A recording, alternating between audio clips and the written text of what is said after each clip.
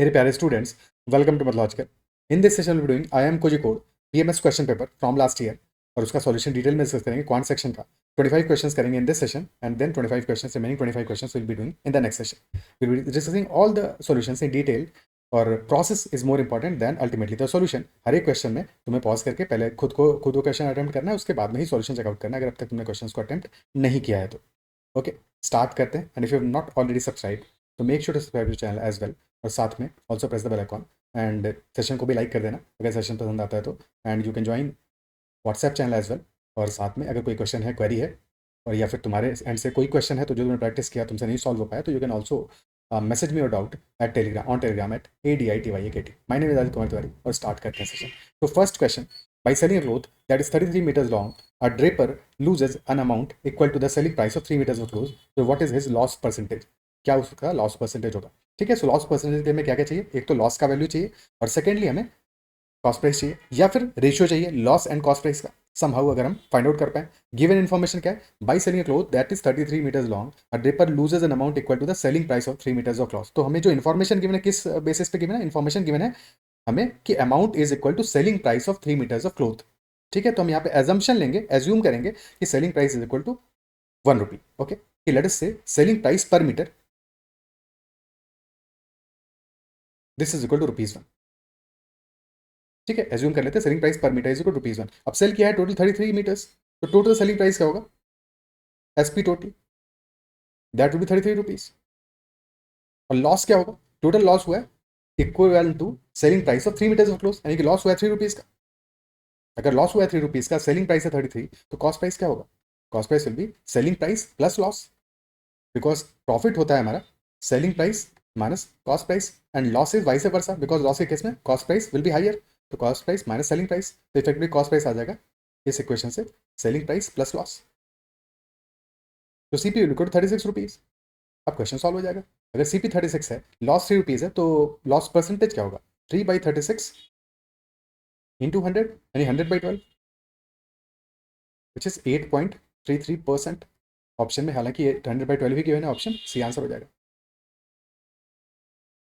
ठीक है, फिर भी कुछ डाउट रहता है तो एस एज्यूम कर लेते हैं। ठीक है, 1 एज्यूम नहीं करना है, 1 पे चीज़ें आसान हो जाती हैं। क्यों जरूरत है अननोन मानने की?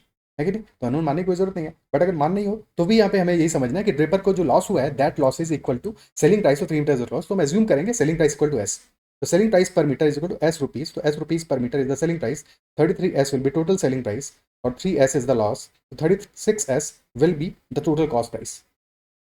ठीक है, टोटल कॉस्ट प्राइस हमारा होगा 36S और लॉस हुआ है, this is total cost, loss हुआ है 3S का। तो बस इसके बाद की कहानी तो पता ही है, 3S/36S इंटू 100 कर दोगे, 100/12 will be our answer. Next question, if a boat takes 4 hours longer to travel a distance of 45 km upstream than to travel the same distance downstream, then find the speed of the boat in still water if the speed of the stream is 2 km/h। Stream की speed हमें given है, तो अगर stream का speed और boat का speed दोनों given होता है तो in that case down stream speed क्या होगा? डाउन स्ट्रीम यानी कि डाउन द स्ट्रीम, तो stream and boat both are giving going in the same direction. तो अगर बोट का स्पीड है x, स्ट्रीम का स्पीड है y, तो x plus y down stream में स्पीड आ जाएगा और अप स्ट्रीम स्पीड आ जाएगा x माइनस वाई। ठीक है, x is speed of the boat in still water and y is speed of the stream. ठीक है, अब इस केस में हमें गिवन है कि स्ट्रीम का स्पीड है 2, तो x plus 2 and x minus 2 respectively will be speeds in down stream and upstream. अब टाइम जो हमारा लग रहा है, boat is taking 4 hours more to travel a distance of 45 kilometre upstream. Upstream में टाइम ज़्यादा लगेगा ऑब्वियसली क्योंकि स्पीड स्लो होगा, तो 45 is distance divide by speed will be time, तो 45/x-2 minus 45/x+2 this will be equal to 4। ये हमारा equation बन जाएगा। ठीक है, अब एलसीएम ले लो यहाँ पे, तो 45 into x+2 minus 45 into x-2 into x+2 which be x² minus 4 and this is equal to 4। तो 45x प्लस 45x आज कैंसिल आउट हो जाएगा, 45x प्लस में है, नेगेटिव में है, और बचेगा हमारा 180, तो 180 upon x² minus 4 this is equal to 4। बच जाएगा हमारा x² minus 4 is equal to 45। Cross multiply करने के बाद में x² आ जाएगा equal to 49। So x can be plus minus 7, but since x is a speed तो नेगेटिव में तो होगी नहीं, तो स्पीड हमारा +7 ही होगा, +7 ही होगा, आंसर आ जाएगा। हमें क्वेश्चन ने पूछा कि स्पीड ऑफ द बोट ही पूछा है, तो yes answer will B 7, option A. Option A will be the answer. ठीक है। बाकी ऐसे क्वेश्चंस में हम नंबर क्रंचिंग भी कर सकते हैं। नंबर क्रंचिंग ऐसे करेंगे, टोटल डिस्टेंस हमें गिवन है 45 और डिफरेंस हमारा कितना आ रहा है, डिफरेंस आ रहा है 4 का, टाइम के बीच में डिफरेंस आ रहा है 4 का, तो 45 को फैक्टराइज कर लो। ठीक है, 1 इंटू 45 हो सकता है, 3 इंटू 15 हो सकता है, 5 इंटू 9 हो सकता है। अब 5 और 9 जो है उनके बीच में 4 का गैप आ रहा है और 4 का ही हमें गैप चाहिए, तो एक केस में टाइम 5 आवर्स होगा, एक केस में टाइम 9 आवर्स होगा। ठीक है, जब टाइम हमारा 5 होगा स्पीड 9 हो जाएगी, जब टाइम हमारा 9 होगा स्पीड 5 हो जाएगी। और 9 कब होगा, जब x प्लस 5 होगा, 5 x माइनस 5 होगा, हमसे x पूछा है, दोनों को ऐड कर लो, 2x इक्वल टू 14 आ जाएगा, x इक्वल टू 7 आ जाएगा। ओके, ठीक है। अच्छा, ये प्रोसेस हम यहाँ पे भी कर सकते थे, जब हम इस नंबर पे पहुँच गए, इस इक्वेशन पे पहुँच गए, तो यहाँ पे भी इस तरह से प्रोसेस कर सकते थे कि 45 के फैक्टर्स ही होने चाहिए x माइनस 2 x प्लस 2, क्योंकि हमारा डिफरेंस इंटीजर में आ रहा है। चांसेस मोस्ट केसेस में ये रहते हैं कि फैक्टर होगा। ठीक है, मोस्ट केसेस में, हमेशा ऐसा नहीं होगा, बट 99% केसेस में ऐसा ही होगा। ठीक है, बाकी अदरवाइज केसेस में सॉल्व तो कर ही सकते हो। अगर नहीं क्लिक करता है, ऑप्शंस गिवन है उसके बाद भी, तो फिर तो उसे सॉल्व ही करना पड़ेगा। ठीक है, अदरवाइज ऑप्शन से एक्स की वैल्यू ले सकते हो। ठीक है, next question, the sum of 30 terms of the series is root 2 plus root 8 plus root 18 plus root 32 and so on, total 30 terms का सम हमारा क्या होगा। तो फर्स्ट टर्म है रूट 2, सेकंड टर्म है रूट ऑफ 8 यानी कि root of 2 into 4, third term है रूट ऑफ 18 यानी root of 2 into 9, fourth term है रूट ऑफ 32 यानी root of 2 into 16 and so on. तो बेसिकली फर्स्ट टर्म हो जाएगा हमारा रूट 2, रूट ऑफ 4 इज 2 तो plus 2 root 2, root of 9 is 3 तो plus 3 root 2, root of 16 is 4 तो प्लस 4 रूट 2। यानी क्लियरली एक एपी फॉर्म हो रहा है हमारा, एपी फॉर्म है 1 root 2 plus 2 root 2 plus 3 root 2 plus 4 root 2, तो लास्ट टर्म क्या आएगा, 30 रूट 2 आ जाएगा। और टर्म्स है टोटल 30, तो सम क्या आएगा, सम शुड बी 30 टर्म्स है एपी में, तो 30/2 into first term plus last term, तो 15 इंटू 31 रूट 2, वैल्यू आ जाएगा 465 रूट 2। बट ऑप्शन में 465 रूट तो कहीं पे गिवन नहीं, 465 डिवाइड बाई रूट 2 गिवन है, वो तो नहीं होगा आंसर। तो एक तरीका ये है multiply by root 2 and divide by root 2, क्योंकि क्वेश्चन में ऑप्शन में थोड़ा सा हेरफेर किया, ऑप्शन डी को मार्क नहीं कर देना है, क्योंकि कोई और ऑप्शन मैच कर सकता है, जो कि ऑप्शन ए मैच करेगा 930 upon root 2, because this is same as 465 root 2, तो याद आएगा 930 divide by root 2। Okay, next question, if x is equal to cube root of 28 and y is equal to cube root of 27, then value of x plus y minus 1 upon x square plus xy plus y square क्या होगा। अब cube root 28 तो देखो हमें exactly नहीं पता है, but cube root 27 is 3 cube, so y is equal to 3, so y यहाँ से क्लियरली इक्वल टू 3 आ रहा है। ठीक है, x को क्यूब रूट 28 ही रहने दो। अब फिर ये टर्म देखो, 1 upon x square plus x y plus y square, तो क्या फॉर्मूला तुम्हें याद है जहाँ पे कि x square plus x y plus y square आता है, x cube minus y cube. इसमें आता है फॉर्मूला हमारा x minus y into x square plus x y plus y square, और अगर x cube plus y cube होता तो फॉर्मूला बन जाता है x plus Y into x square minus x y plus y square. Okay, ठीक है। अब x cube minus y cube के फॉर्मूले में अगर हमारा आ रहा है x minus y into x square plus x y plus y square, तो यहाँ से x square plus x y plus y square का वैल्यू फाइंड आउट करो, तो क्या आ जाएगा, divide by x minus y, यानी कि x cube minus y cube upon x minus y will be equal to x square plus x y plus y square. But हमारा actual जो case है वो है 1 upon x square plus x y plus y square, यानी कि reciprocal देखना पड़ेगा, तो इसको भी रेसिप्रोकल कर दो, तो x minus y upon x cube minus y cube, this will be equal to 1 upon x square plus x y plus y square. क्या यहाँ तक बात क्लियर है, ठीक है, क्या ही क्लियर है। अब x cube minus y cube क्या आएगा, x is cube root of 28, y is cube root 27, तो x cube will be 28, y cube will be 27, 28 minus 27, this will be equal to 1, this will be equal to 1। ठीक है, so put कर दो इसको यहाँ पे, effectively this can be replaced with x plus y minus x minus y upon x cube minus y cube which is equal to 1 only. तो result आ जाएगा x plus y minus x plus y, x से x cancel हो गया और 2y बच गया, और y तो 3 था, तो 2 into 3, answer will be 6, option B 6 will be the answer. क्या ये अप्रिशिएट कर पा रहे हो, समझ पा रहे हो, ठीक है, हमारा आंसर आ जाएगा 6 इन दिस केस। ठीक है, next question, if 1 plus sine square theta that is equal 3 sine theta cos theta, then what is the value of tan theta. tan theta का वैल्यू क्या होगा, 1 plus sine square theta given है हमें 3 sine theta cos theta. अब tan theta अगर हमें बनाना है तो tan theta is sine theta upon cos theta, और अभी जो हमारा इक्वेशन हमें दिख रहा है एज पर दिस इक्वेशन अभी हमें साइन स्क्वायर थीटा दिख रहा है साइन थीटा कॉस थीटा दिख रहा है, तो हमें somehow sine theta divide by cos theta बनाना है। कैसे कर सकते हैं? अगर हम पूरी इक्वेशन को डिवाइड कर दें कॉस स्क्वायर थीटा से, पूरी इक्वेशन को डिवाइड कर दें कॉस स्क्वायर थीटा से, तो फिर हमें टेन थीटा के टर्म्स में इक्वेशन मिल जाएगा। डिवाइड कर देते हैं, तो divide the whole equation by cos square theta. क्यों डिवाइड किया? क्योंकि हमें अल्टीमेटली टेन थीटा का रिजल्ट चाहिए। Okay, that is the purpose. और टेन थीटा के लिए हमें sine theta by cos theta चाहिए। तो अभी तो साइन स्क्वायर थीटा गिवन है, तो डिवाइड कर देंगे कॉस स्क्वायर थीटा, तो हमारा सेकंड टर्म हो जाएगा sine square theta by cos square theta. और फिर उसके बाद में जो equal to three times of sine theta by cos theta, तो वहाँ भी टेन थीटा आ जाएगा। ठीक है, एडिशनल एक और टर्म आएगा हमारा one upon cos square theta. तो कोई दिक्कत नहीं, वो तो सेकंड स्क्वायर थीटा हो जाएगा। और अगर तुम्हें याद होंगे फॉर्मूलाज, ठीक है, तो अगर तुम्हें लास्ट सेशन देखा होगा ट्रिग्नोमेट्री का या वैसे भी, तो in that case sec square theta this is equal to one plus tan square theta. Okay, sec square theta that is one plus tan square theta, तो इसको हम कन्वर्ट कर सकते हैं tan स्क्वायर थीटा में, divide by cos square theta. तो equation बन जाएगा one upon cos square theta plus sine square theta upon cos square theta, that is equal three sine theta cos theta upon cos square theta. ठीक है, sec square theta plus tan square theta, that is equal three times of tan theta, and sec square theta will again be one plus tan square theta. तो effectively equation आ जाएगा one plus two times of tan square theta, that is equal three tan theta. तो अब ये quadratic बन गया हमारा tan theta में, tan थीटा को इक्वल टू एक्स मान लो, एक्स मान लो, इक्वेशन आ जाएगा two x square, right hand side को लेफ्ट हैंड साइड में लेके आ जाओ, three three time two x square minus three x plus one, this is equal to zero.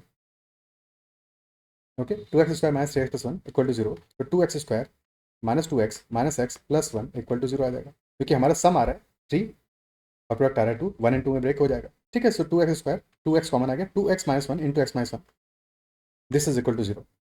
और यहाँ से मैं एक्स की दो वैल्यूज मिलेंगी, one and one by two, और एक्स है इक्वल एक्चुअल में क्या टेन थीटा ही है, तो टेन थीटा की दो वैल्यूज मिली which is one and one by two. और क्वेश्चन में यही पूछा था टेन थीटा का वैल्यू क्या होगा, तो इट कैन बी वन और one by to, option A will be the answer. Okay, it can be one और वन बाई टू। क्या क्लियर है? ठीक है, ये तो एक तरीका हो गया। अब जस्ट इन केस मान लो एग्जाम में ऐसा होता है कि तुम्हें चीज़ इमीडिएटली क्लिक नहीं की, कैसे इसको हम कन्वर्ट करें इक्वेशन में। ठीक है, वैसे तो क्लिक करना चाहिए, लॉजिक भी मैंने समझा दिया, बट स्टिल मान लो फिर भी एग्जाम में तुम्हें ये चीज़ क्लिक नहीं की है, तो कैसे इसको सॉल्व कर सकते हो? इस क्वेश्चन को कैसे कर सकते हैं? क्योंकि मैं tan थीटा की वैल्यूज के लिए पॉसिबिलिटीज गिवन है, ऑप्शंस गिवन है, तो ऑप्शंस का यूज करके सॉल्व कर सकते हैं। कैसे सॉल्व कर सकते हैं कि tan थीटा की वैल्यू कैन बी वन हो सकता है, या वन बाई टू हो सकता है, टू हो सकता है, यही ऑप्शंस में गिवन है। तो इसको सॉल्व करने की कोशिश करते हैं। Let us say if tan theta is equal to one, तो tan थीटा क्या होता है? Sine theta by cos theta होता है। तो tan थीटा वन कब होगा? जबकि हमारे साइन और कॉस इक्वल होंगे, और वो कब होते हैं? When both are equal to one by root two, when both are equal to one by root two, तभी tan थीटा वन होता है। ठीक है, अदरवाइज ऐसे समझ लो कि tan थीटा हमारा क्या होता है, ट्रायंगल फॉर्म कर दो, ट्रायंगल फॉर्म कर दो, तो if this is theta, this is theta, तो perpendicular by hypotenuse that is tan theta, तो परपेंडिकुलर भी वन है और हाइपोटेन्यूज भी वन है, अरे sorry, perpendicular by base, perpendicular by base that is equal to tan theta, तो one by one both are equal to one. ठीक है, तो यहाँ से हमारा hypotenuse will be equal to root two. अब यहाँ से साइन और कॉस आ जाएगा, one by root two and one by root two, दोनों ही हमारे वन बाई रूट टू आ गए। ठीक है, अब सेटिस्फाई कर लो इक्वेशन को।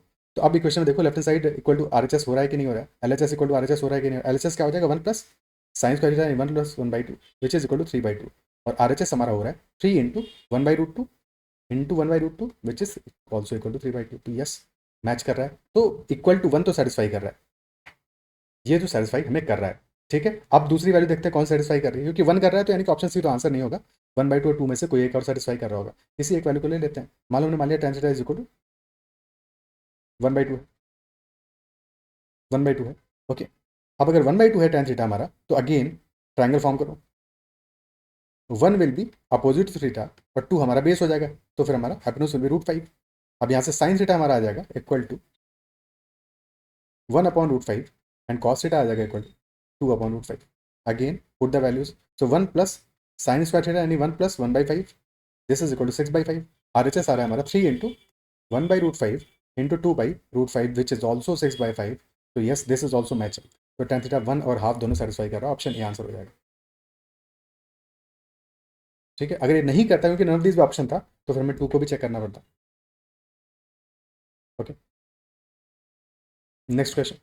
Two solid spheres were made of the same metal and they have weights of 5920 grams and 740 grams. The diameter of the smaller sphere is 5 centimeter. Then radius of the larger sphere क्या होगा? अब इस question में एक थोड़ा सा छोटा सा ट्रैप भी है साथ में एडिशनली. ट्रैप क्या है कि क्वेश्चन में हमें इन्फॉर्मेशन क्या गिवन है? डायमीटर गिवन है स्मॉलर स्फेयर का, रेडियस नहीं गिवन है. और बाद में लार्जर स्फेयर के लिए क्या पूछ रहा है? रेडियस पूछ रहा है. तो यहाँ पे गलती हो सकता है कि तुम फटाफट जल्दी सॉल्व करने के चक्कर में वो एक मिस्टेक कर दो कि डायमीटर की बजाय इसको या तो रेडियस मान लो या अल्टीमेटली डायमीटर आंसर कर दो. ठीक है, तो ये ध्यान रखना कि हमें स्मॉलर स्फेयर का डायमीटर गिवन है, रेडियस गिवन नहीं है.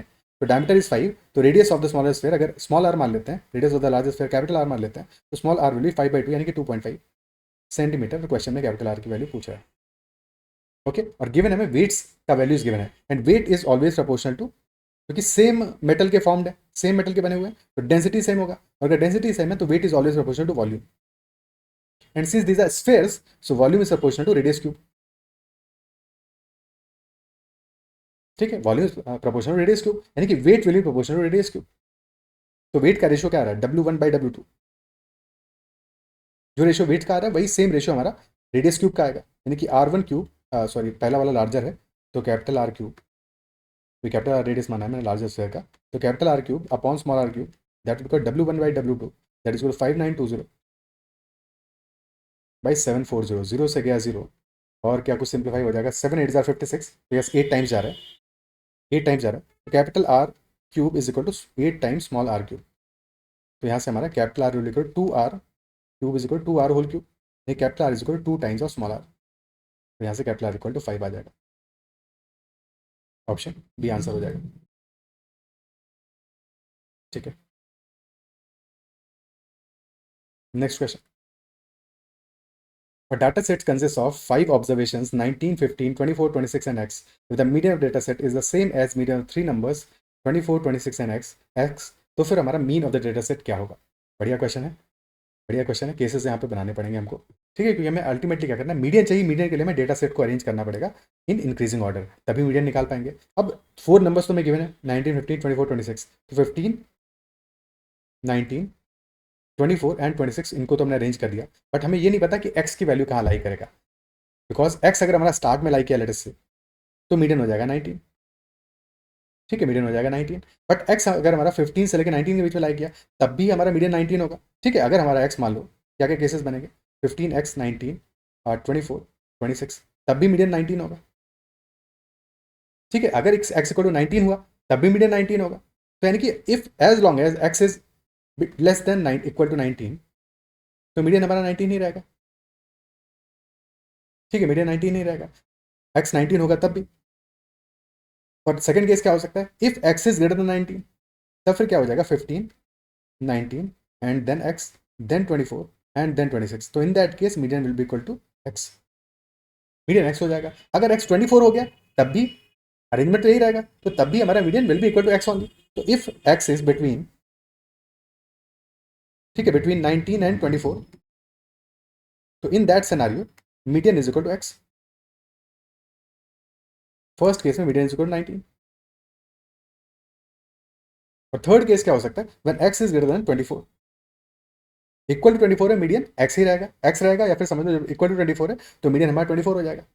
ठीक है, जब x ग्रेटर देन 24 होगा उस केस में सिनेरियो में क्या होगा, x 24 से बड़ा हो गया तो हमारा अरेंजमेंट क्या होगा, 15, 19, 24, x एंड 26, या फिर हो सकता है 15, 19, 24, 26 and x. In both cases हमारा मीडियन क्या होगा, 24 ही होगा.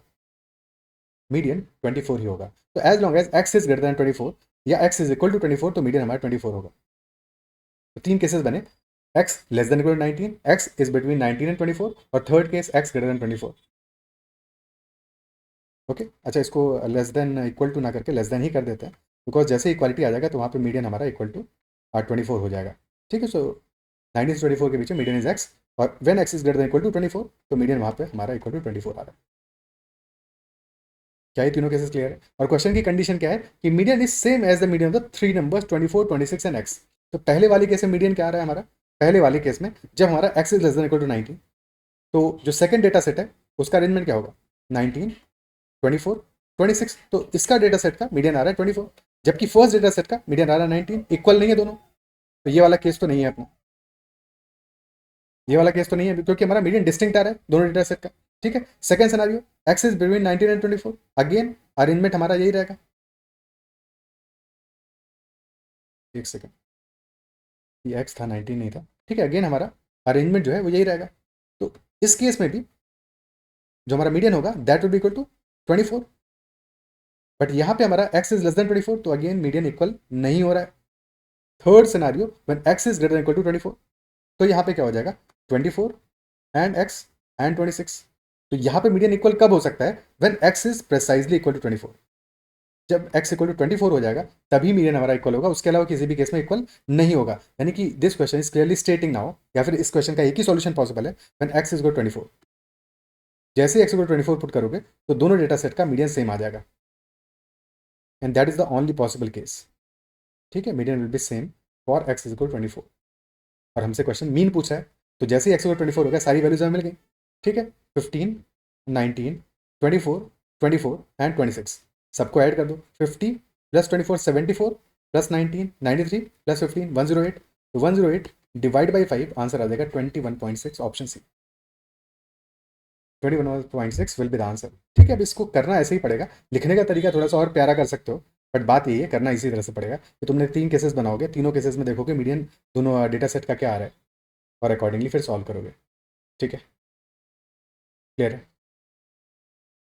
Next question, if y is greater than 0 and log of x on the base y is equal to 4 and log of 25x on the base 10y is equal to 2, then y का value क्या होगा।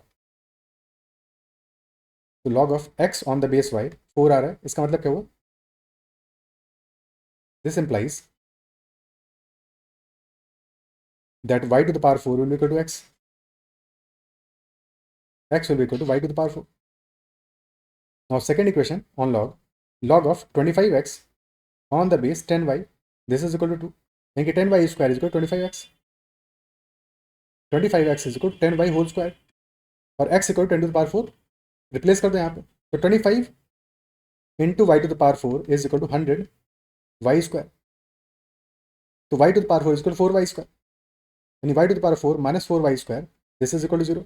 Y square common आ गया, तो y square into y square minus 4, this is equal to 0, और Y positive है तो y square तो 0 नहीं होगा, this is not equal to 0, तो y square minus 4 must be equal to 0, और यहाँ से वैल्यू आ गया y square is equal to 4, and since y is also positive, क्योंकि यहाँ से सॉल्यूशन क्या आएगा, y will equal to plus minus 2, but since y positive है तो y is equal to plus 2 will be the answer, option D answer हो जाएगा, none of these because y is equal to plus 2।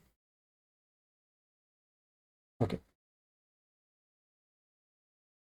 ठीक है। अच्छा, log का जब भी कोई क्वेश्चन करो हमेशा लास्ट में चेक करो कि हमारी डोमेन सेटिस्फाई कर रहा है कि नहीं कर रहा है, यानी कि लॉग की जो इक्वेशन है वो डिफाइंड होनी चाहिए। इक्वेशन कब डिफाइंड होगी, जब भी हम लॉग लिख रहे हैं, log of any number A on the base B, that is only defined जब जो बेस है हमारा, base is a positive value and base is also not equal to 1, एंड जिस वैल्यू का हम लॉग ले रहे हैं that should also be positive. तो these 3 condition must be satisfied. अब यहाँ पे वाई पॉजिटिव आ रहा है, एक्स पॉजिटिव आएगा तो कोई दिक्कत नहीं है, सारे के सारे हमारा डोमेन सेटिस्फाई हो रहा है, बट ये हमेशा लास्ट में चेक जरूर करना है कि डोमेन को सेटिस्फाई कर रहा है कि नहीं कर रहा है। अगर नहीं कर रहा है तो सॉल्यूशन नहीं होगा फिर।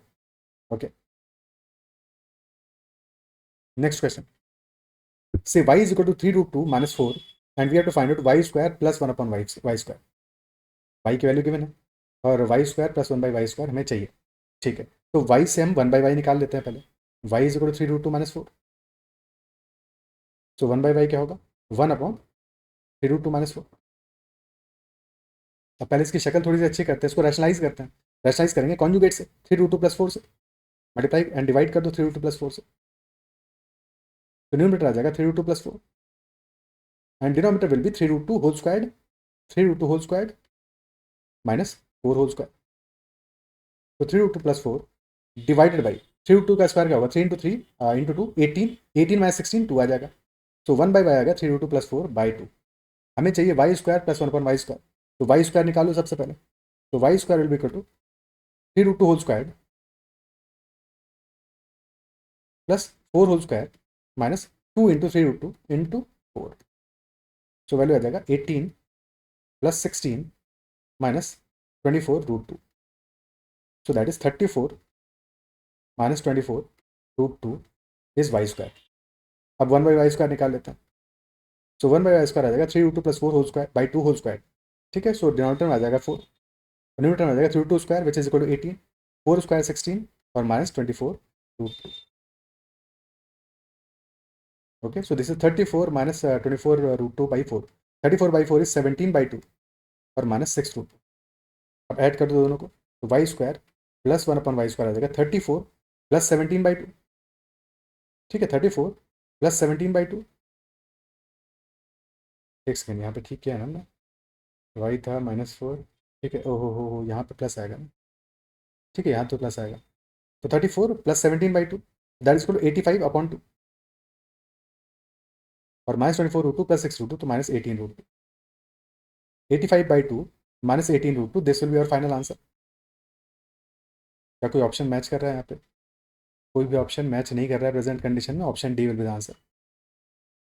ऑप्शन डी यहाँ पे आंसर हो जाएगा. None of these will be the answer. Okay,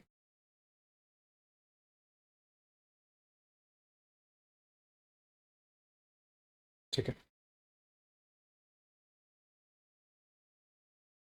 देखो, इन जनरल जो क्वेश्चंस होते हैं कई बार y+1/y टाइप के आते हैं, तो वहाँ पे if y+1/y is equal to some constant k, तो in that case y² plus 1/y² क्या होगा, that will B k² - 2. But यहाँ पे हमें ऐसी कोई प्यारी वैल्यू मिलने वाली नहीं थी, क्योंकि 1/y हमारा 3√2 + 4/2 आ रहा था, तो इसीलिए हमने y+1/y करने की कोशिश नहीं की और दोनों को सेपरेटली स्क्वायर किया. बट अदरवाइज अगर कोई प्यारा सा वैल्यू k मिलता तो हम डायरेक्टली k² - 2 कर सकते थे. ठीक है, और y³ + 1/y³ in that case is equal to k³ - 3k. Okay, next one. If x to the power 1/12 is equal to 49 to the power 1/24, then value of x क्या होगा? ये तो एक केक हुआ क्वेश्चन है, बहुत easy question. x to the power 1/12 is equal 49 जो कि है 7², तो 7² टू द पावर 1/24, यानी कि 7 to the power 2 into 1/24, 7 to the power 1/12. Directly compare कर लो, x इक्वल टू कितना आ जाएगा, 7 आ जाएगा. x is equal to 7, option B is the answer. Okay, next question. If 360 is equal to the power x into 3 to power y into 5 to the power z, x plus y plus z क्या होगा? Prime factorisation करना है और फिर जो powers हैं उनको add up करना है. तो 360 इज 36 इंटू 10. 36 इज 2² इंटू 3² और 10 हो गया 2 to the power 1, 5 to the power 1. तो 2 की पावर से एडअप कर लो, 2 + 1 3 हो गया. 3 की पावर 2 है, 5 टू द पावर 1, यानी कि x y z are 3 2 and 1 respectively. 3 + 2 + 1, answer will be 6, option 6 will be the answer. Okay, next question. Shalini got 30% of the maximum marks in an exam. She failed by 50 marks. Malini scored 40% of the maximum, and this score was 20 marks more than the passing marks. So what is the passing marks? Passing marks का value क्या होगा? Typical question. ठीक है, passing marks का value मान लेते हैं, this is the passing mark. तो स्कोर का शालिनी का स्कोर क्या है? 30%. 30% है, and her score is 50 marks less than passing marks. And score of Malini is 40%, and her score is 20 marks more than passing marks. तो बेसिकली गैप कितना आ रहा है? गैप हमारा आ रहा है 50 + 2 20 70 का. और गैप परसेंटेज में क्या आ रहा है? 30%, 40%, 10% का. 10% of maximum marks that is equal to 70. और 10% 1/10 अगर 70 है, तो maximum marks will be equal to 70 × 10 यानी कि 700. 10% 70 है, तो maximum marks will B 700. Okay, अगर मैक्सिमम मार्क्स 700, 30% क्या आ जाएगा? 30% भी 3/10 ऑफ 700 यानी कि 210. तो 210 इज 30%. और हमें कहा है कि जब 30% मार्क्स शालिनी के आए हैं, तो that is 50 marks less because she is failing by 50 marks. तो 210 + 50 कर दोगे, यानी कि passing marks will be 260. 260 option. Okay, अगर इसी को इक्वेशन बनाना है तो फिर इक्वेशन के फॉर्म में लिख लोगे कि 0.3m will be marks of Shalini and that is equal to passing marks अगर if that are equal to p, p - 50. Second case 0.4m 40% marks, 0.4m that is equal to p + 20. अब second में से first को subtract कर दो, second minus first, देखिए 0.1m is equal to 70. So m is equal to 700. Put that in the first equation. So m is equal to 700, this will be 210 is equal to p - 50. So p is equal to 260.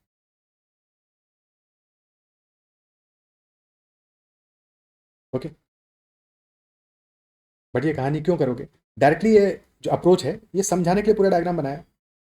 बाकी exam में तुम इतना थोड़ी करोगे. Directly देखो 30% आ रहा है, 50 कम है, 40% आ रहा है, 20 ज़्यादा है, 70 का डिफरेंस है, 10% 70 है, 100% 700 होगा, 700 हो गया, 30% आ जाएगा 210. 210 आ गया, 210 में 50 ऐड किया, 260 will be passing. As simple as that. But ये डायग्राम से ही अच्छे से समझ में आएगा, है कि नहीं? डायग्राम बनाने की जरूरत नहीं है, बट डायग्राम बनाने से हमें समझ में आता है, तो दैट इज वाई डायग्राम बनाया, बट एग्जाम में यही मेथड अप्लाई करोगे डायरेक्टली। Okay, next question.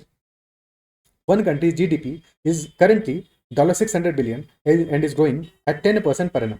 और एक और कंट्री है जिसका जीडीपी है $700 billion, while it is growing at 5% per annum. So how many years will it take for the GDP of the first country to overtake the second? 3 years, 4 years, 6 years, 8 years।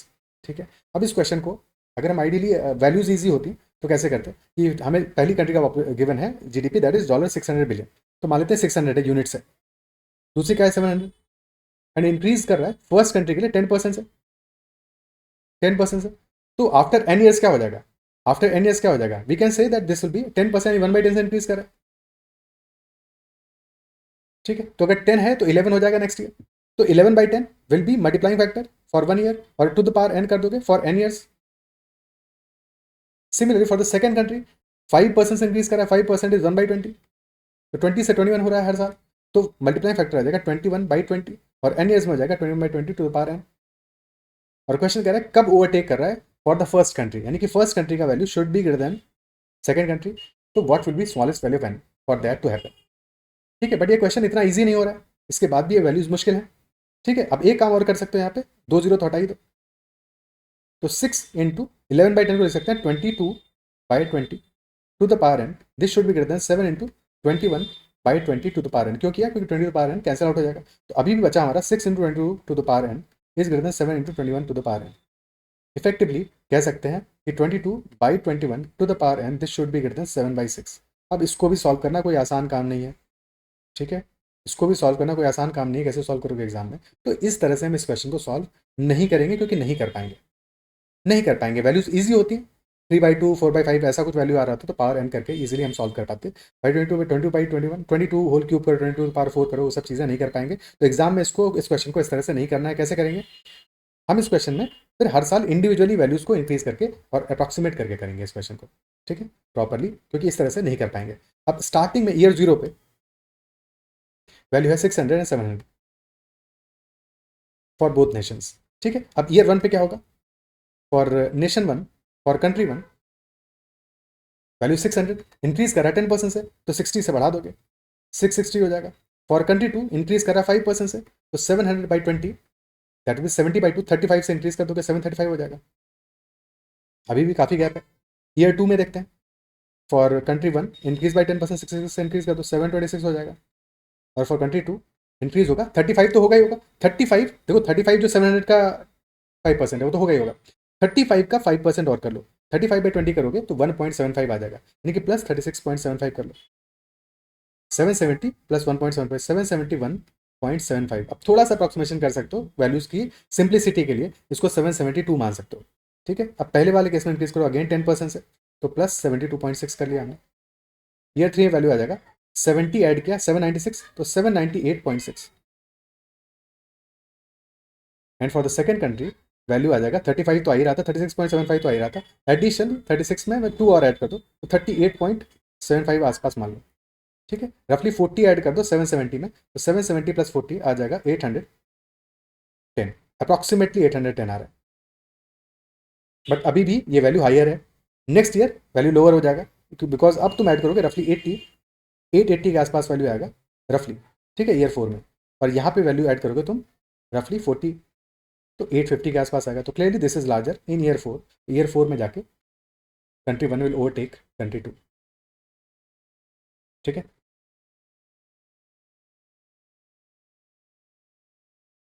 क्या ही clear है। Next question, water flows at the rate of 5 km per hour through a pipe of diameter 14 cm into a rectangular tank that is 50 meters long and 44 meters wide. Determine the time in which the level of the water in the tank will rise in 7 cm. अब देखो values हमारी अलग अलग dimensions में दी है यहाँ पे, कहीं किलोमीटर है, कहीं सेंटीमीटर है, कहीं मीटर है, तो सबको एक डायमेंशन में कन्वर्ट करना है, या तो सबको किलोमीटर में कन्वर्ट कर लो, या सबको सेंटीमीटर में कन्वर्ट कर लो, या फिर सबको मीटर में कन्वर्ट कर लो, जिसमें भी कंफर्टेबल हो। ठीक है, तो मैं एक काम करूंगा, मैं यहाँ पे सब सारी वैल्यूज को मीटर में कन्वर्ट करूंगा, ना किलोमीटर ना सेंटीमीटर, मीटर में कन्वर्ट कर लेंगे। ठीक है, तो ये ध्यान रखना पड़ेगा। अब पहले वाले केस में क्या है, वाटर फ्लो कर रहा है पाइप से, पाइप यानी कि सिलेंडर, पाइप यानी कि सिलेंडर हो गया, और सिलेंडर यानी कि वॉल्यूम, वॉल्यूम देखोगे पाइप फ्लो में। ठीक है, volume for cylinder is pi r square H, तो 1 आवर में कितना फ्लो करेगा 5 किलोमीटर पर आवर, यानी कि 5 किलोमीटर इज द लेंथ और the height of the cylinder, ठीक है, हाइट ऑफ द सिलेंडर और length of the cylinder in this case. और फिर हमारा पाई आर स्क्वायर क्या है, डायमीटर की मैंने 14, अब डायमीटर की मैंने ये भी ध्यान रखना, रेडियस हमारा 7 होगा, रेडियस 7 होगा, तो हमारा 1 आवर में कितना फिलअप होगा, 22/7 इंटू रेडियस से 7, बट करना है मीटर में 7/100 होल स्क्वायर, और इंटू एच, एच कितना आ रहा है, 5 किलोमीटर आ रहा है 1 आवर में। 1 आवर में क्वेश्चन में टाइम ही तो पूछा है कितना टाइम में होगा, तो टाइम फिर टी मान लेंगे, पर पहले 1 आवर में देख लेते हैं। 1 आवर में कितना होगा, मीटर्स में होगा 5000, and this is in 1 hour, तो let us say T hours में हो रहा है, तो into T, this will be total volume flown, and this should be equal to, increase आ रहा है टैंक में 7 सेंटीमीटर का, और क्यूबॉइड है, टैंक एक क्यूबॉइड है एक तरह का, 50 मीटर लॉन्ग 45 मीटर्स वाइड, तो 50 into 44, this will B base area multiplied by height which will be 7/100, 7/100 cancel out हो जाएगा डायरेक्टली, ठीक है। फिर जो 100 है 2 जीरो हटा है, यहाँ पे 2 जीरो हटा है, 50 से 50 भी कैंसिल आउट हो जाएगा, और 44 यहाँ पे 22 से 2 टाइम्स जाएगा, 2 बचेगा, 7 से 7 भी कैंसिल आउट हो जाएगा, कुछ भी नहीं बचा, टी इज इक्वल टू आ गया स्ट्रेट अवे, तो time should be equal to 2 hours, option C answer आ गया। ओके,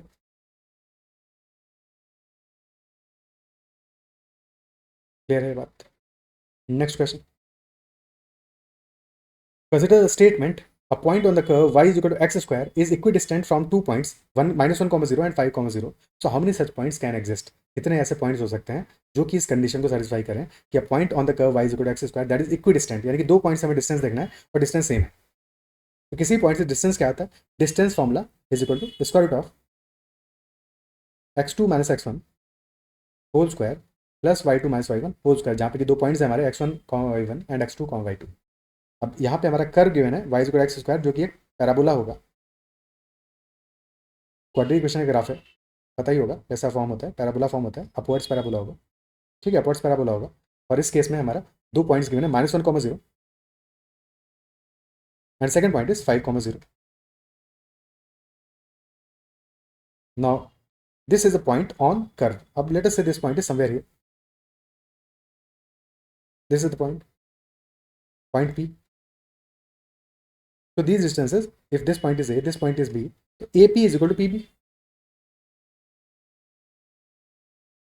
पर ध्यान ही देना है पॉइंट P के कोऑर्डिनेट्स कैसे एज्यूम करोगे, तो ये भी ध्यान दो, पॉइंट P लाई किस पे कर रहा है, पॉइंट P लाई कर रहा है इक्वेशन कर्व पे, जिसका इक्वेशन है y = x स्क्वायर, तो पॉइंट P के जो कोऑर्डिनेट्स होंगे वो सेटिस्फाई करेंगे इस इक्वेशन को, वो सेटिस्फाई करेंगे इक्वेशन को, है कि नहीं, तो x कोऑर्डिनेट अगर हमने t मान लिया फॉर एग्जांपल, तो y कोऑर्डिनेट क्या होगा, y will be equal to x square, यानी कि y will be equal to t square, ठीक है, x कोऑर्डिनेट t है, x को t पुट करोगे y = t स्क्वायर आ जाएगा, तो t, t square points assume करने हैं, x, y एज्यूम नहीं करने हैं, क्योंकि कर्व पे सेटिस्फाई कराने वाले हो, तो तुमने x कोऑर्डिनेट को t मान लिया, या कोई भी और वैल्यू p मान लो, q मान लो, जो माना है मान लो, ठीक है, x कोऑर्डिनेट तुमने t माना, तो y कोऑर्डिनेट क्या हो जाएगा, t स्क्वायर हो जाएगा, ठीक है, x स्क्वायर यानी t स्क्वायर हो जाएगा, तो t, t स्क्वायर पॉइंट्स आ गए। अब इक्वेशन बना लो, ठीक है, तो पहली इक्वेशन क्या आएगा, अब देखो d में स्क्वायर रूट लेने की जरूरत नहीं है, स्क्वायर रूट को पहले स्क्वायर ही कर दो पूरी डिस्टेंस को, अगर AP = PB है तो AP स्क्वायर = PB स्क्वायर भी तो होगा, ठीक है, स्क्वायर कर दो सीधे, क्योंकि डिस्टेंस तो हमेशा पॉजिटिव ही होगा, ठीक है, सो AP स्क्वायर = PB स्क्वायर, और AP स्क्वायर क्या आ जाएगा, अब यहाँ पे पॉइंट्स के कोऑर्डिनेट्स है t, t स्क्वायर और -1, 0, तो t - -1 यानी t + 1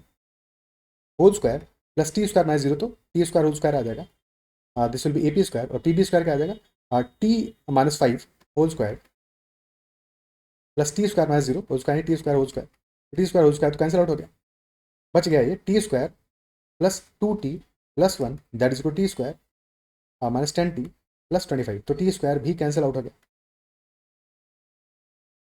ओके, टी स्क्वायर भी हमारा कैंसिल आउट हो गया, अब बच गया हमारा 2t + 10t, 12t = 24, यानी कि t comes out to be equal to 2, और t2 आ गया, तो हमारा पॉइंट हो गया, पॉइंट P के कोऑर्डिनेट्स आ गया 2, 4, एक ही पॉइंट पॉसिबल है, और तो कोई पॉइंट पॉसिबल नहीं है, बिकॉज एक ही वैल्यू आ रही है हमारी 2, 4, there is only one such point, option D will be the answer. Okay,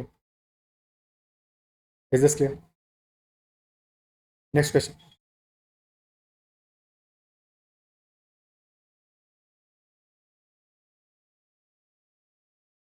in a potato race, a bucket is placed at the standing point, which is 5 meters from the first potato, and the other potatoes are placed 3 meters apart in a straight line. There are 20 potatoes in the line. Each competitor starts from the bucket, picks up the nearest potato, runs back to it, drops it in the bucket, runs back to the pick up the next potato, runs to the bucket to drop it, and continues it in the same way until all the potatoes are in the bucket. So what is the total distance traveled by the competitor to complete this task? ठीक है, तो starting point पे हमारा रखा हुआ एक bucket at the starting point, और फिर हमारा first potato is at the distance of 5 metres from that bucket. तो potato 1 is at distance of 5 metres. फिर next potato is at a distance of 3 metres, और उसके बाद के सारे 3 मीटर्स की डिस्टेंस पे, यानी कि P2 will be at a distance of 3 metres, P3 will be at a distance further 3 metres, P4 will be at a distance further 3 metres and so on. और लास्ट पोटैटो होगा P20, क्योंकि total 20 है. Total 20 है. Process क्या होगा? Competitor जाएगा, bucket के पास ही खड़ा है, वो गया, फर्स्ट पोटैटो पिक किया, 5 मीटर्स चला और फिर 5 मीटर्स वापस आया. ठीक है, तो 5 + 5 is the distance travel for the first potato. फिर सेकंड पोटैटो तक गया, तो यानी कि 10 चला, 5 + 3 सॉरी 8 चला, 8 चला और 8 वापस आया, 8 + 8. फिर थर्ड पोटैटो के लिए 8 + 3 11 चला और 11 वापस आया. क्या पैटर्न देख पा रहे हो कि क्लियरली हमारा एक AP फॉर्म हो रहा है. तो डिस्टेंस क्या है? फर्स्ट पोटैटो के लिए distance travel is 10, for second that is 16, for third that is 22 and so on. Till total 20 potatoes हैं, 20 टर्म्स होंगे इस AP में, 20 टर्म्स होंगे. सम निकाल लो सबका, तो सम क्या आ जाएगा? Sum will be n/2. Sum of any AP is equal to n/2 into 2a plus n-1 times t. So sum will be equal to 20/2 into 2 into a first term, so 20 plus n-1 यानी कि 20 minus 1 into d क्या आ रहा है? d6 आ रहा है, तो into 6. So 19 into 6 that is equal to 114 plus 20 134. 20/2 is 10. 10 into 134. So 1340 meters will be our answer. 1340 meters, option A answer हो जाएगा. Okay. Next question. A train covered a certain distance at a uniform speed. If the train would have been 6 km/h faster, it would have taken 4 hours less than the scheduled time. And if the train were slower by 6 km/h, it would have taken 6 hours more than the scheduled time. So find the distance covered by the train. क्या होगा हमारा distance covered by the train in such scenario? Okay. Okay. So 3 cases हमारे. First case में train normal speed से जाती है, usual speed से जाती है, तो टाइम लगता है उसको लेटर से t. स्पीड s है, टाइम t मान लेते हैं. ठीक है, तो यूजुअल सिनेरियो में speed is s, time is t. Second scenario में if the train would have been 6 km/h faster and speed is s plus 6, time would be t minus 4.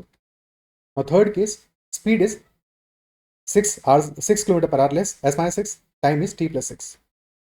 So in all three cases distance travel तो same है, distance travel तो same है, तो equations बनानी पड़ेंगी यहाँ पे. ठीक है, फर्स्ट इक्वेशन क्या हो सकता है? That s into t will be equal to distance and that is also equal to s plus 6 into t minus 4. s into t, this will be equal to st minus 4s plus 6t minus 24. s into t cancel out हो जाएगा, equation आ जाएगा हमारा 4s is equal to 6t minus 24, या कह सकते हैं divide by 2, तो 2 times s is equal to 3t minus 12. This will be our first equation. 2 times s is equal to 3t minus 12. This is first equation. Second equation बना सकते हैं s into t will also be equal to s minus 6 into t plus 6. s into t is equal to s into t plus 6s minus 6t minus 36. So equation बन जाएगा हमारा 6s is equal to 6t plus 36, या फिर s is equal to t plus 6. This is our second equation. ठीक है, ये first equation आ गया, ये सेकंड इक्वेशन आ गया. फर्स्ट इक्वेशन में 2s गिवन है, सेकंड s गिवन है, तो s का वैल्यू फर्स्ट में रिप्लेस कर दो, तो 2 times of t plus 6, this will equal to 3t minus 12. तो यहाँ से आ गया 2t plus 12 is equal to 3t minus 12. So t is equal to आ गया 24. एंड इफ t इज 24, तो s will be t plus 6, यानी कि s will be equal to 30. t 24 है, s 30. हमसे क्वेश्चन डिस्टेंस पूछा है, तो distance will be equal to 24 into 30, 720 kilometres. Distance will be 720 kilometres. क्या ही क्लियर है? ठीक है, सॉल्व करके हमारा आंसर आ गया 720. तो ये एक अप्रोच हो गया इस क्वेश्चन का, ऐसे क्वेश्चन का ये एक अप्रोच हो गया. ठीक है, क्योंकि यहाँ पे हर एक केस में क्या है, हमें किसी भी केस में कोई वैल्यू डेफिनेट नहीं गिवन है, यहाँ इक्वेशन फॉर्म हमें करना ही पड़ेगा. ठीक है, अब इसका एक और मेथड हो सकता है, फॉर्मूला यूज़ कर सकते हो इस केस में कि अगर हमें ऐसे क्वेश्चन गिवन है जहाँ पे हमें डिफरेंस गिवन है, डिफरेंस और स्पीड गिवन है, अकॉर्डिंग डिफरेंस और टाइम गिवन है, तो ऐसे केसेस में हम डिस्टेंस का एक और फॉर्मुला यूज कर सकते हैं, that distance will be equal to S1 into S2 upon delta S and difference between speeds multiplied by delta T. ठीक है, ये फॉर्मुला भी यूज कर सकते हो। Distance is equal to S1 into S2 by delta S into delta T. Okay, अब ये apply करने की कोशिश करते हैं। तो हमें पता क्या है, हमें पता है पहले वाले केस में स्पीड एस है, टाइम टी है। सेकंड केस में क्या हो रहा है, एस प्लस सिक्स हो रहा है, टी माइनस फोर हो जा रहा है, या एस माइनस सिक्स हो रहा है, टाइम हो जा रहा है टी प्लस सिक्स हो जा रहा है। ठीक है, तो अगर हम पहले दो केसेस को कंपेयर करें तो पहले केस में स्पीड एस है, सेकंड केस में एस प्लस सिक्स है, तो डिस्टेंस हमारा क्या मान सकते हैं, S one into S two यानी S into S plus six, और डिफरेंस कितना आ रहा है, डिफरेंस आ रहा है सिक्स। डिफरेंस पॉजिटिव वैल्यू लोगे, सिक्स ही लोगे क्योंकि डिस्टेंस हमारा हमेशा पॉजिटिव होगा, तो डिवाइड बाई सिक्स कर दोगे, मल्टीप्लाइड बाई टाइम का डिफरेंस कितना है, फोर का आ रहा है, मल्टीप्लाइड बाई फोर। ओके, तो ये वैल्यू आ गया। अब सिमिलरली क्वेश्चन बनाओ for first and third, second और थर्ड का भी बना सकते हो, फर्स्ट एंड थर्ड का बना लेते हैं। तो फर्स्ट एंड थर्ड में क्या आ रहा है, S into S minus six divide by difference आ रहा है अभी भी सिक्स का, और मल्टीप्लाई टाइम का डिफरेंस आ रहा है सिक्स का। सिक्स से सिक्स कैंसिल आउट हो जाएगा, एस से एस कैंसिल आउट हो जाएगा। ठीक है, और फिर यहाँ पे बचा two into S plus six यानी two S plus twelve, this equal to three S minus eighteen. So S यहाँ पे इक्वल टू थर्टी आ गया। जैसे एस इक्वल टू थर्टी आ गया तो डी वाले फॉर्मुला में पुट कर दो, तो हमें वैल्यू मिल जाएगा that distance in that case will be equal to thirty into thirty six by six into four. तो थर्टी इंटू ट्वेंटी फोर यानी कि 720 kilometres will be our distance. Okay, तो इस तरह से इजीली सॉल्व कर सकते हैं। क्या ये क्लियर है? ठीक है, नेक्स्ट क्वेश्चन करते हैं। If one of the roots of the equation X square plus A X plus three is equal to zero is one, तो अदर रूट क्या होगा। अब अगर एक रूट वन गिवन है यानी कि ये जो रूट गिवन है, this root will satisfy the equation, तो बस चुपचाप से पुट कर दो इक्वेशन में, put X is equal to one in the equation, equation zero हो जाना चाहिए। तो one square plus one into A plus three A this should be equal to zero, यानी कि four A plus one is equal to zero, यानी कि A will be equal to minus one by four,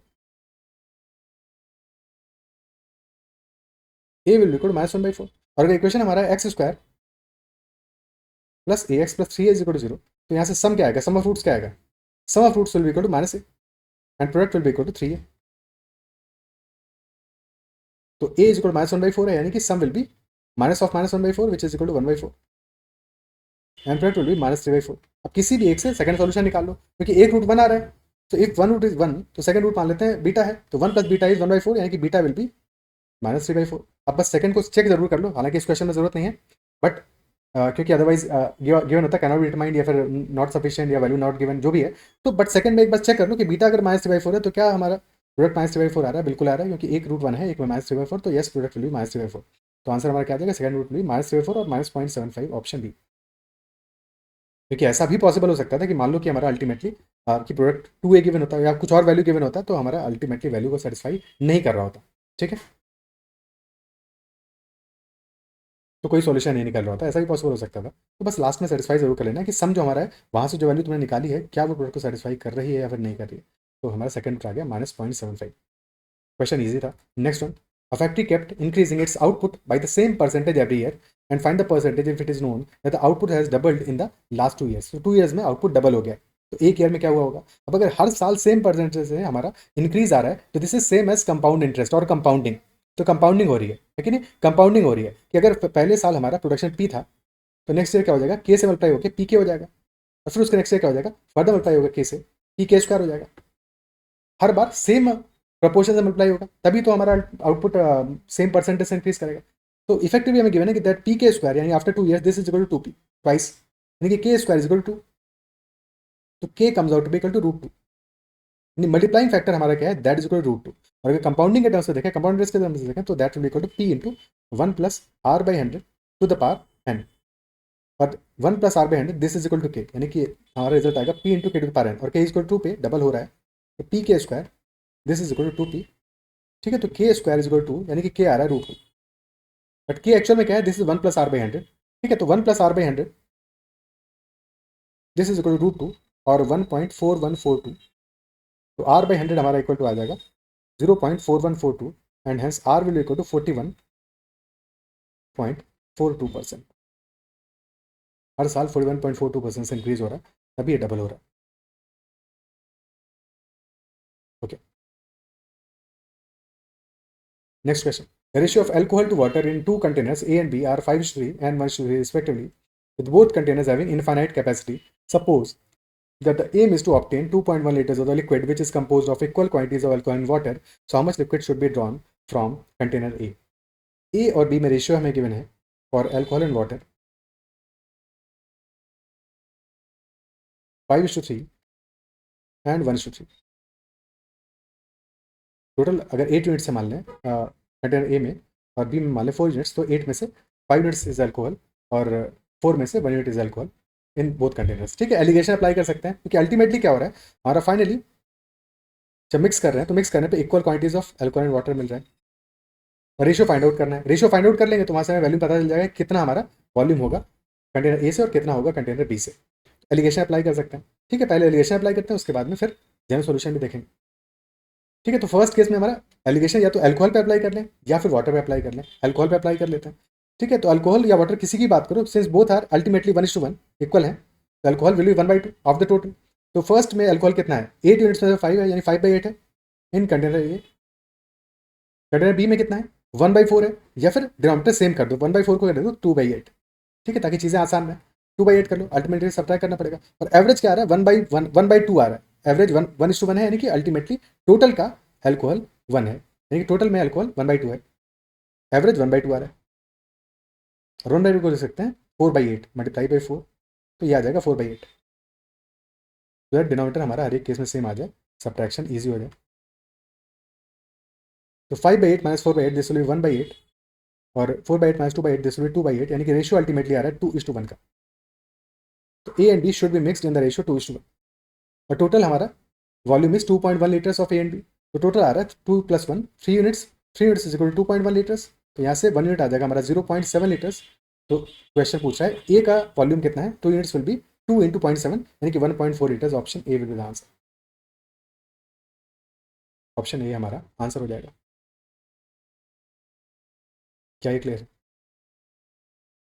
ठीक है, एक approach ये हो सकता था, या फिर मान लेते हैं हमारा कि हमने इक्वेशन बनाते हैं, तो फिर मान लेते हैं कि लेट अस से कि कंटेनर ए से हमने ए वॉल्यूम लिया है, कंटेनर बी से बी वॉल्यूम लिया है, तो in that case A plus B is equal 2.1।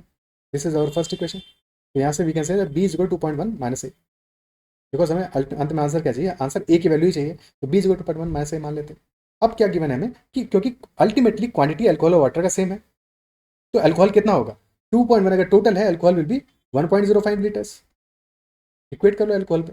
ठीक है, टोटल आ रहा है 1.05, बट कंटेनर ए में कितना होगा, ए टोटल है तो स्मॉल ए इंटू 5/8, तो 5/8 times small A plus container B में कितना है 1/4, तो 1/4 times B, this is equal to 1.05। 1.05। ठीक है, अब स्ट्रेट अवे 8 से मल्टीप्लाई कर दो पूरी इक्वेशन को, तो 5a plus 2b becomes equal to 8 × 1.05 यानी कि 8.40।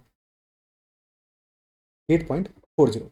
ओके, अब यहाँ पे 2b, b को रिप्लेस करो 2.1 माइनस ए से, तो 5a plus 4.2 minus 2a is equal to 8.40, यानी कि 3a comes out to be equal to 4.2।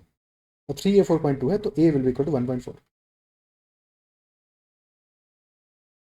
Option A will be the answer. Okay, ठीक है, दोनों तरीके बढ़िया हैं, कोई दिक्कत नहीं है। Next question, 3 women, Isha, Nisha, and Sudha, earn a monthly salary in the ratio 3:4:5. They also spend monthly in the ratio 3:5:6, saving the rest. अब ये क्वेश्चन थोड़ा सा ट्रिकी है, अगर रेशियो प्रोपोर्शन में कंफर्टेबल नहीं हो तो क्वेश्चन में गड़बड़ करोगे या फिर नहीं कर पाओगे। If Sudha's average savings are 1/6 of her income, so what is the ratio of the 3 women's monthly savings? So there are 3 women, Isha, Nisha and Sudha, और इनका मंथली सैलरी गिवन है, तो मंथली सैलरी या इनकम का ratio है 3:4:5। Then spending, expenditure का ratio given है हमें 3:5:6।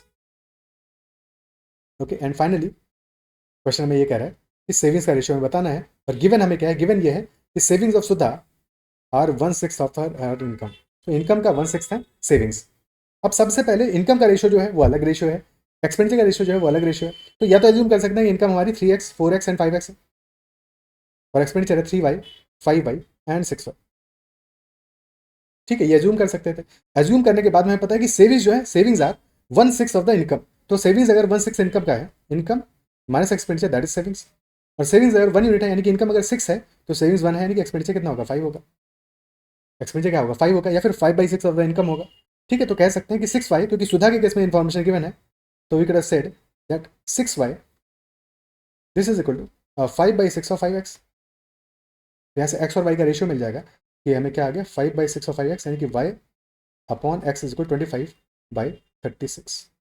तो y will be equal 25, x will be equal 36। तो या तो इस तरह से कर लो, ठीक है, कि अब हमें x की जगह पे रिप्लेस कर दो 36 को और y की जगह रिप्लेस कर दो 25 को, तो सॉल्व हो जाएगा, सॉल्व हो जाएगा। ठीक है, वैल्यूज़ को रिप्लेस कर दो यहाँ पे। तो अब हमने अगर वैल्यूज़ पुट कर दें, x की जगह पे पुट कर दें हम और 36 को, तो वैल्यूज़ क्या आ जाएंगे रिस्पेक्टिवली हमें वैल्यू आ जाएंगी यहाँ पे 108 for Isha, 144 for Nisha and 180 for Sudha. And for expenditure y हमारा 25 है तो 150 for Sudha, 125 for Nisha and 75 for Isha. Subtract कर दो, तो 108 minus 75 33 is to 19 is to 30। This will be the ratio finally. Option A will be the answer, 33 is to 19 is to 30, that will be the answer। क्या clear, ठीक है।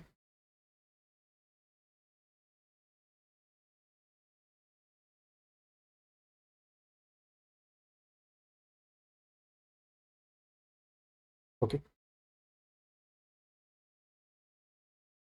यही काम directly कैसे कर सकते थे कि हमें income for Isha Nisha and Sudha, income हमें गिवन है 3 4 एंड 5 के रेशियो में, एक्सपेंडिचर गिवन है हमें इन द रेशियो 3 5 6, और फिर फाइनली गिवन है that Sudha's average savings are 1/6। तो सेविंग्स अगर 1/6 है यानी कि income if that is equal to 6, तो expenditure will be equal to 5 units और सेविंग्स हमारा 1 यूनिट होगा।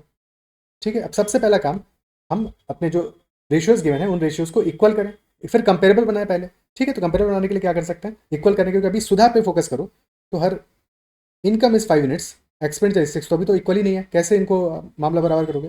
तो 5 और 6 का एलसीएम ले लो, multiply this by 6 and multiply this by 5।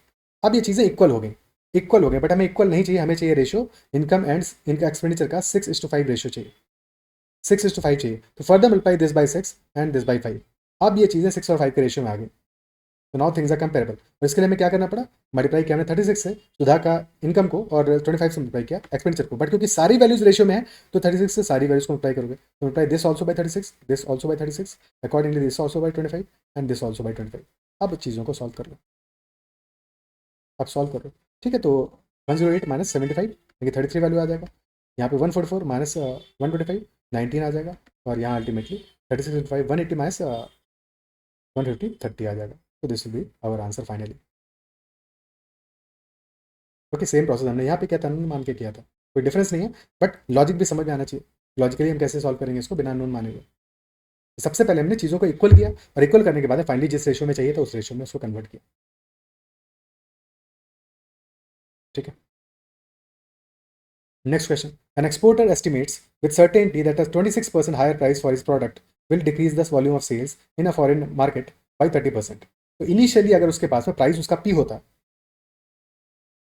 तो मान लेते हैं सेल्स एस होता, but if he increases price by 26%, देखिए प्राइस हो जा रहा है 1.26 P, in that case sales decreases by 30%, sales हो जाएगा 0.7 एस। एंड क्वेश्चन में गिवन क्या है, गिवन है कि revenue obtain from sales in that market after the increase of price is INR 44.1 CR। ठीक है, so this into this is equal to 44.1 CR, तो 44.1 मान लेते हैं। ठीक है, और फिर उसके केस में क्वेश्चन पूछा what will the revenue if the export had been allowed to sell at the older price, यानी कि P इंटू एस का वैल्यू क्या होगा, that is what the question asking. So 1.26 into 0.7 times PS, this is 44.1, so P into S will be equal to 44.1 divide by 1.26 into 0.7, decimal हटा, यहाँ भी decimal हटा, यहाँ बैठाओगे डिवाइड बाई 100 हो जाएगा। अब 7 से काटा पीटी करोगे, 441 क्या है, 21 स्क्वायर है, 7 से काटोगे तो ये कितना बचेगा, यहाँ पे यहाँ बचेगा 21 इंटू 3 63 से यहाँ बचा 2, तो 100/2 यानी कि P into S will be equal to 50 CR will be the answer, option okay, multiply करने के चक्कर में नहीं पड़ना है कि यहाँ पे वैल्यूज को मल्टीप्लाई करो, कि हमें अल्टीमेटली क्या है, काटा पीटी करके सिंप्लीफाई तो करना है, कैंसल आउट ही तो करना है चीज़ों को। तो कभी भी आप मल्टीप्लाई करने की कोशिश नहीं करनी है, वैल्यूज को एंड तक लेके जाओ, फिर उनको सिंप्लीफाई करो, एंड में जो भी फैक्टर्स कट रहे हैं उनको काटो और फिर एंड में रिजल्ट निकालो। बीच में अननेसेसरी कैलकुलेशन करोगे तो डबल कैलकुलेशन हो जाएगा, कि पहले सारी चीज़ें मल्टीप्लाई की फिर उनको डिवाइड किया, तो डबल प्रोसेस हो गया, जिसकी कोई ज़रूरत नहीं है। Okay, next question. A parcel's shipping cost is proportionate to the square of its volume in cubic meters. Suppose we break the parcel into 3 packages in the ratio 2:3:5 of its original volume to qualify for lower shipping cost if the savings are the equivalent of root 6200 cubic meters what was the original volume of the parcel. ठीक है, तो यहाँ पे given क्या है हमें कि shipping cost, let us say cost is equal to C, so that is proportional to square of volume, यानी कि that is should be equal to K into V square. अगर वॉल्यूम वी है तो shipping cost will be equal to K into V square.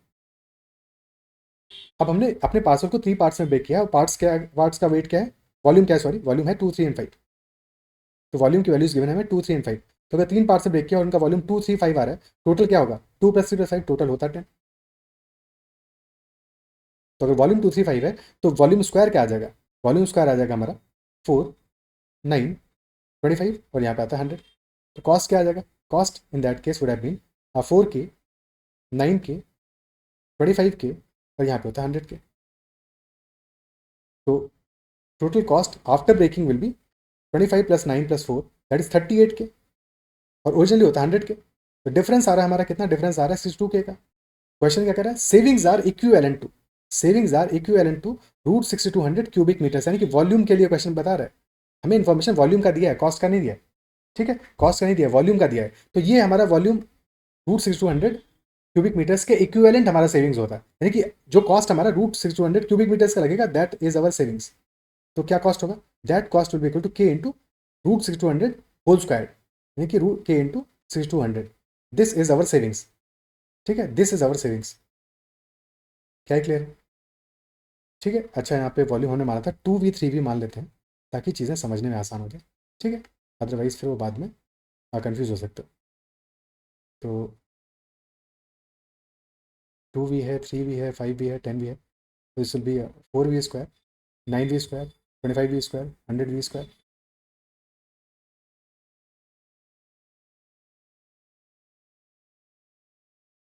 Okay, 62k v², this is our cost and this is equal to 6200k। तो यहाँ से v² equal to आ गया हमारा equal to 100, तो v comes out to be equal to 10। But इस question की जो इन्फॉर्मेशन है वो गलत है। ये क्वेश्चन हमसे पूछा है original volume of the parcel क्या होगा, तो ओरिजिनल वॉल्यूम हमारा जो है दैट इज 10v। आंसर जो है ऑप्शंस गड़बड़ दिए हुए हैं, तो v का वैल्यू हमारा आंसर नहीं है, यानी कि 10 आंसर नहीं है, 10v आंसर होगा, यानी कि 100 should have been the option, 100 m³ should have been the answer. ठीक है, ऑप्शन डी दिया हुआ है, तो मोस्ट क्लोजर ऑप्शन जो है वो तो डी ही है, but closer in the sense के जो भी लॉजिक है v को 10 आ रहा है, but 100 m³ will be the proper answer for this question. ठीक है, एज पर दिस इन्फॉर्मेशन, या तो फिर ये वैल्यू डिफरेंट होना चाहिए था, रूट 6200 की बजाय रूट 62 होता शायद, तो फिर हाँ अगर उतना होता तो फिर वहाँ पे हमारा v इक्वल टू 1 आया था, 10v = 10 आया था। तो वो कुछ कहीं ना कहीं इन्फॉर्मेशन में गड़बड़ है, डिस्क्रिपेंसी है कोई, बट फाइनली लॉजिक समझ गए होगे, तो आंसर हमारा 100 m³ आएगा for this given information. Okay, clear है? क्योंकि हमें वैल्यू सेविंग्स का गिवन है, या फिर हमें वैल्यू अल्टीमेटली कॉस्ट का गिवन होता है, कुछ और इन्फॉर्मेशन होता है तो बात अलग होती है। नेक्स्ट क्वेश्चन करते हैं। A told B, when I was as old as you are now, then your age was 4 years less than half of my present age. If the sum of the present ages of A and B is 61 years, so what is B's present age in years? B का present age in years क्या होगा? Sum of present ages हमें given है, that is 61. Sum is 61. And A is saying to B that when I was as old as you are now, तो अभी B का as क्या है, B है, मान लेते हैं A जब B years का था, in that case age of B was 4 years less than half of his present age. तो प्रेजेंट एज अभी क्या होगा, ए का, टोटल सम आ रहा है 61 ए और बी का, तो ए का age will be 61 minus B,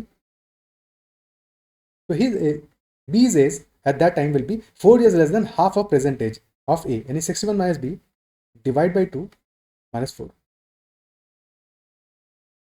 क्या क्लियर है? ठीक है, अगर इस तरह से क्वेश्चन बनाते हो तो यहाँ पे क्या चीज़ है जो कि कॉमन होगा दोनों के केस में? Age difference should be same, time gap between these two, A का जो टाइम पीरियड होगा ये गैप सेम होगा, इक्वेट कर दोगे इसको अकॉर्डिंगली। ठीक है, यानी 61 minus B this should be equal to B minus 61 minus B by 2, और माइनस माइनस प्लस 4 हो जाएगा। ओके, तो ये आ गया 61 minus 2b, this is equal to b plus 4 minus 61 minus b by 2, multiply कर दो 2 से, तो 122 minus 4b that is equal to 2b plus 8 minus 61 plus b, तो b कितना आ गया 4 plus 3 7b is equal to minus 53, तो plus 53 175, तो यहाँ से b इज इक्वल 25 आ गया, b will equal 25, option B answer आ जाएगा। ओके, या फिर ऑप्शन से भी जा सकते थे, ऑप्शन से भी ऐसे केस में अगर लैंग्वेज में प्रॉब्लम हो रहा है तो ऑप्शन से भी जा सकते हो, ऑप्शन गिवन है सारे के सारे। मान लो उन्होंने 35 लिया, ठीक है, सो ए और बी के लिए 35 लिया, अगर age of B at present is 35, तो ए का एज एट प्रेजेंट क्या होगा, दैट विल बी 61 माइनस 35, 26 होगा। अब क्या ए का एज 35 हो सकता है पहले जब अभी 26 है? पॉसिबल ही नहीं है। यही क्लियरली जो हमारा बी का एज है दैट कैन नॉट बी 35, क्योंकि ए का एज पहले हुआ है उतना, यानी कि ए इज ओल्डर, तो अगर ए ओल्डर है तो बी का age should be less than 30, less than equal to 30। For this statement to be true, B का age should be less than equal to half, यानी कि लेस देन इक्वल टू 30 होना चाहिए, तो 35 तो आंसर हो ही नहीं सकता था, 31 भी आंसर हो ही नहीं सकता था। तो अब यानी कि बचे हुए ऑप्शंस में हमें ट्राई करना चाहिए था, अगर ये लॉजिकली समझ लेते तो। ठीक है, अब 25 को हमने लेटर से ट्राई कर लिया, तो A and B, if B का एज प्रेजेंटली 25 है तो ए का एज 25 कब होगा, अभी ए का एज कितना होगा, 25 सब्ट्रैक्ट कर दो 61 में से, तो दैट विल बी 36, 11 ईयर्स पहले होगा, और 11 ईयर्स पहले बी का एज क्या होगा, दैट विल बी 14, 36 का half will be 18, 18 minus 4, yes that is matching. या फिर 25 को चेक कर लेते, नहीं आता तो क्लियरली हमारा आंसर 24 को मैच कर लेते, ऑप्शन डी को चेक करते, नहीं आता, सेटिस्फाई नहीं करता, तो क्लियरली हमारा ऑप्शन बी आंसर होता, क्योंकि हमारा जो आंसर है that must have been less than equal to 30 for sure, isn't it so? तो इस तरह से भी सॉल्व कर सकते थे। क्या क्लियर है?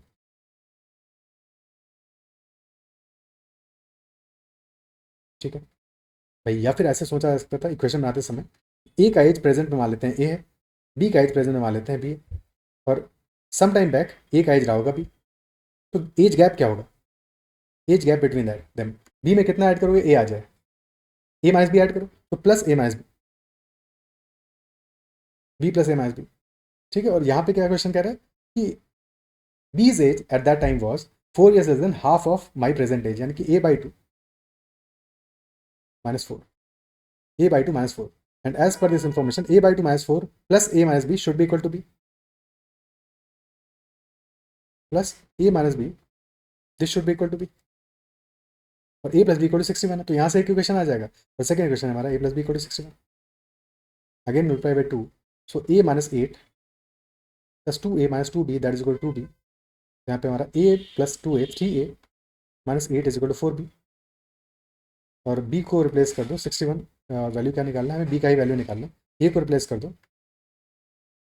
विथ 61 माइनस b, तो 183 minus 8 minus 3b is equal to 4b, तो 7b is equal to 175, accordingly b is equal to 25 आ गया। ठीक है, बट ऑप्शन से थोड़ा सा इजीली हो जाएगा ये question definitely. Next one, the simple interest and compound interest on certain some for 2 years is INR 1250 and INR 1475 respectively, तो what will be rate of interest per annum compounded annually in the percentage? Simple interest given है 2 years का, और compound interest given है हमें 2 years का, और हमें यहाँ पे सॉल्व करना है, फाइंड आउट करना है कि rate of interest per annum क्या होगा ऐसे केस में। बहुत ईजी क्वेश्चन है, अगर तुम ट्री मेथड समझते हो, ट्री मेथड तुमने क्वेश्चन को सॉल्व किया तो ये बहुत ईजी क्वेश्चन हो जाता है उस केस में। ठीक है, कैसे हो जाता है, क्योंकि 2 years का हमें सिंपल इंटरेस्ट गिवन है, simple interest is constant for every year, वो तो हर ईयर का सेम ही होता है, तो सिंपल इंटरेस्ट क्या होगा हमारा per year, S I per year will be, total 2 years का गिवन है तो 1250 बाई 2 यानी 625 होगा, तो फर्स्ट ईयर के लिए simple interest will 625, second year के लिए विल ऑल्सो भी 625, और फिर हमारा 2 years का compound interest is 1475 which is 1250 plus 225, क्योंकि सिंपल इंटरेस्ट तो इतना बन ही रहा है 2 years का, तो जो डिफरेंस आ रहा है this is because of compound interest, 225 is the additional interest, और ये किस पे मिला होगा, ये मिला होगा फर्स्ट ईयर के इंटरेस्ट पे, फर्स्ट ईयर के इंटरेस्ट पे, और फर्स्ट ईयर के इंटरेस्ट पे अगर 225 इंटरेस्ट मिल रहा है तो यानी कि आर परसेंट पे मिला होगा, यहाँ से आर की वैल्यू आ जाएगा। तो R will be equal to R upon 100 will be equal to 225 upon 625 into 100। 25 से जाएगा 9 टाइम्स और ये जाएगा 25 times, so that is equal to, एक सेकेंड, आर बाई 100 तो प्रपोर्शन में आता है, तो आर विल इक्वल टू 36% आ जाएगा, 8% आ जाएगा, 36%, ऑप्शन सी आंसर हो जाएगा। क्या क्लियर है? ठीक है। अब यहाँ पे प्रिंसिपल ही पूछता तो भी पता लगा लेते, क्योंकि हमें पता है कि अल्टीमेटली क्या है, हमें 36% मिला है, तो प्रिंसिपल क्या होगा, प्रिंसिपल का 36%, 36/100 टाइम्स प्रिंसिपल दैट इज 625। तो यहाँ से प्रिंसिपल हमारा आ जाएगा 625 इंटू 100/36। अब वो वैल्यू इंटीजर में नहीं आएगा क्योंकि क्वेश्चन की वैल्यूज ऐसी है, otherwise this will be the value of principal. Okay,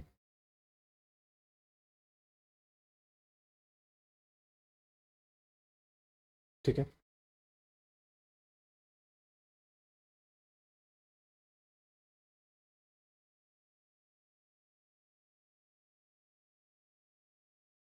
so these are all the questions, first 25 question हम डिस्कस कर लिए हैं फ्रॉम दैट पेपर। नेक्स्ट 25 को नेक्स्ट सेशन में डिस्कस करेंगे। आई बिलीव जो भी क्वेश्चन डिस्कस करें सारे के सारे समझ में आएंगे। किसी भी क्वेश्चन फिर भी कहीं पे डाउट रहता है तो कमेंट जरूर मेंशन करना और अपना फीडबैक जरूर कमेंट सेक्शन में देना कि तुम्हें सेशन कैसा लगा। और साथ में if you have any other questions और क्वेरीज तो you can always message me on Telegram at ADITYKT। और साथ में सेशन को अगर अब तक लाइक नहीं किया है जरूर से कर लेना। That is all for this session. Bye bye, take care and keep learning.